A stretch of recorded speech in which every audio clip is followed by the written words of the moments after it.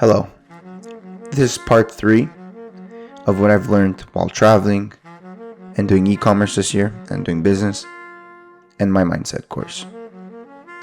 I want to state again that a lot of people charge money for this. I don't. It's all for free. So I also want to remind you that a lot of people don't take things seriously. They don't fully absorb and grasp the knowledge because it's free and there's no risk since they didn't pay. But I'm doing this for your benefit. That's free, so please take advantage. Also, if you haven't watched part 1 and part 2, make sure to go watch those. Pause this video and go watch those, as watching every single video of this course, you can fully grasp the whole idea. I want to start off by saying that nothing is too great of an accomplishment for the man who knows the power of his word and who follow his intuitive leads. In the other parts, we talked about how your words should be used only to bless, to prosper, and to heal. We don't understand the power of our words. Our words have more power than we can ever imagine. Our words, the things that we say, come into reality just with a huge delay. A lot of people don't think they have power because there's not instant results with their words. But trust me, every single word that they say will come back full circle. So please make sure to take an extra few seconds to think about what you're about to say. Man himself limits his supply by his limited vision. Sometimes a student has a great realization of wealth, but is afraid to act. The vision and action must go hand in hand. This is also very true. Like we've mentioned before, man can only become what he visions himself. He can only be what he visions to be. The only limit to your life is your own thoughts. But also, people are too afraid to act. And the vision and the action must go hand to hand, or else nothing will come into fruition and nothing will come into your reality. It is God's will to give every man every righteous desire of his heart, and man's will should be used to hold the perfect vision without wavering. This is also another very important point. It is God's will. It is your righteous divine right to receive and to desire anything and everything. Like we've mentioned before, do not be selfish. Do not feel selfish. Do not feel greedy. It is your divine right to ask and want abundance and wealth. That is your right. The only thing that you have to do is hold that perfect vision without wavering. Active faith. Again, we've said this before. Active faith is faith in things that haven't come into reality yet, but you still 100% believe in them. That is all that the Lord, God, Jesus asked for. They can grant you everything and anything, as long as you give them active faith. That is the only thing they need in return. That is the only thing they want.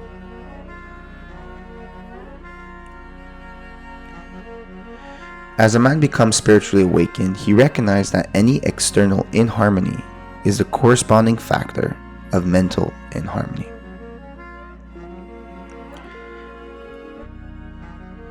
When you come to realize that a lot of the issues that you have in your world are due to the fact of your own thoughts, of how you perceive them, all your issues could go away if you just shifted your mindset. Even a situation where it is bad. Let's take for an example a parent of yours dies. Knock on wood, I hope that never happened. I hope that doesn't happen soon. Sorry, it will happen eventually. But that situation just seems bad. A lot of people will find it very difficult to find positive or any light into that. But if you come in the mindset of not being in a negative form, you come in a way where your parent did everything for you, he was loved, and he lived a very good life. It is his full circle, it's the full circle of life, and it was his turn to go, and now he's in a better place. Coming through that mindset is now makes the position positive, because now with this incident, you learn from it. Maybe you become more independent, and it left you a positive impact on your life and for the upcoming life that you have to live. The same situation can either be negative or positive. Man is here to prove God and to bear witness to the truth. And he can only prove God by bringing plenty out of lack and justice out of injustice. A lot of people say that we were put on this earth, every single human, to prove and to bear witness of God himself, to bring heaven and earth together. And to do that, you need to do the best you possibly could. Bring plenty out of lack. You may have nothing, but you make something. To bring justice out of injustice. To do right out of the wrong. That is your goal for your life.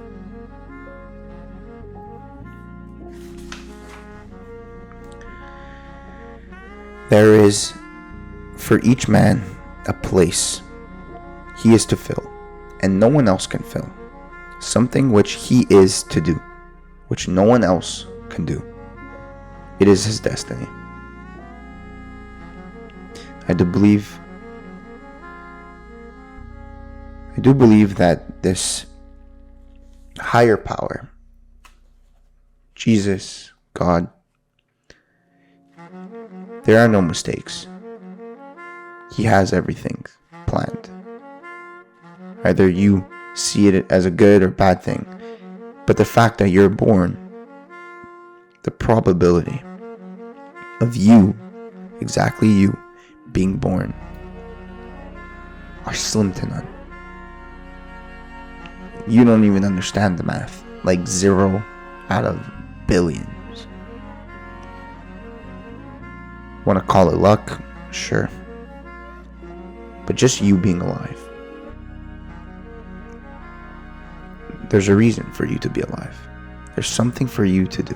There's something for you to fill. And your true purpose doesn't have to come right away.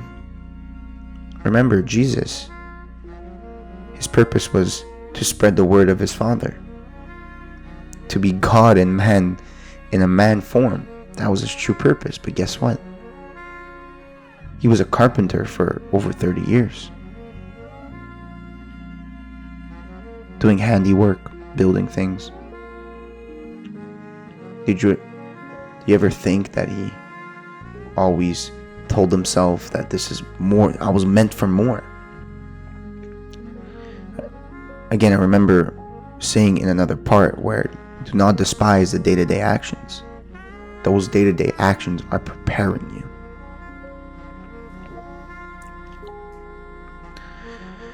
Because also perfect self-expression will never be labor, but of such absorbing interest that it will seem almost like play.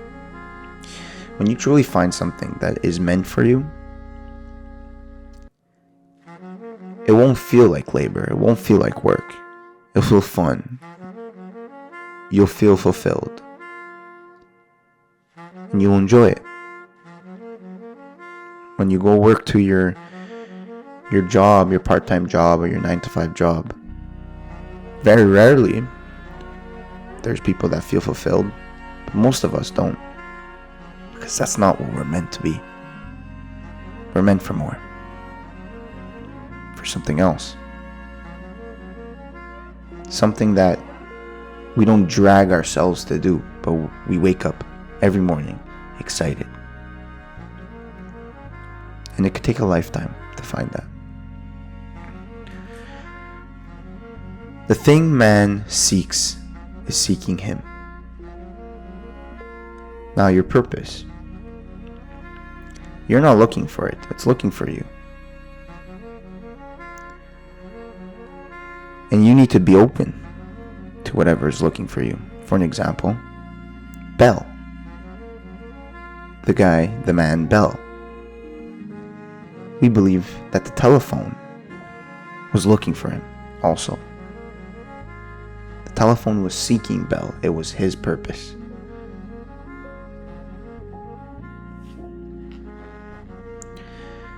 Now, if you read the Bible is a book dealing with the science of the mind. It is a book telling man how to release his soul from bondage. Religious or not, the Bible is one of the most, if not the most, beautiful book ever created. It was written by 50 plus men over decades, millennials, years, all put together. And somehow they correlate. Somehow they come up with a beautiful story of lessons and values. And it is a book dealing with the science of the mind to free your soul from any bondage. The student must form the habit of practicing the presence of God every minute. And always acknowledge him. Nothing is too small or too great. Now that last phrase, that is how I dictate if I'm close to God or not. It's not about me going to church every Sunday. It's not about me praying every morning or night.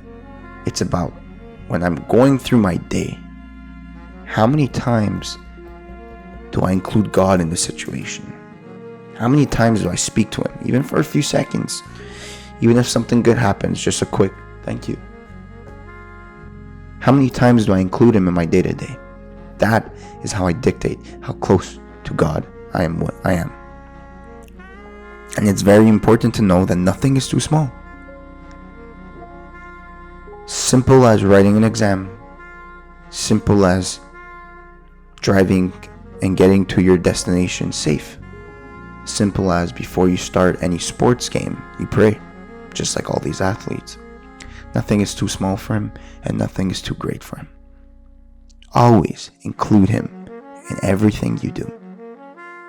And that is how you build a strong relationship with a higher power that's watching over you and taking care of you. Therefore, if God is with you, how can you fail? He created the whole earth. You don't think he can manage to help you out in your menial tasks? If God's with you, how can you fail?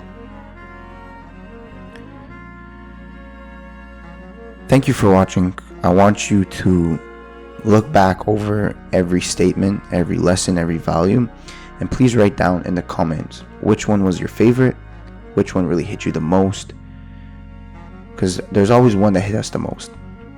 And I built such a tight, authentic community.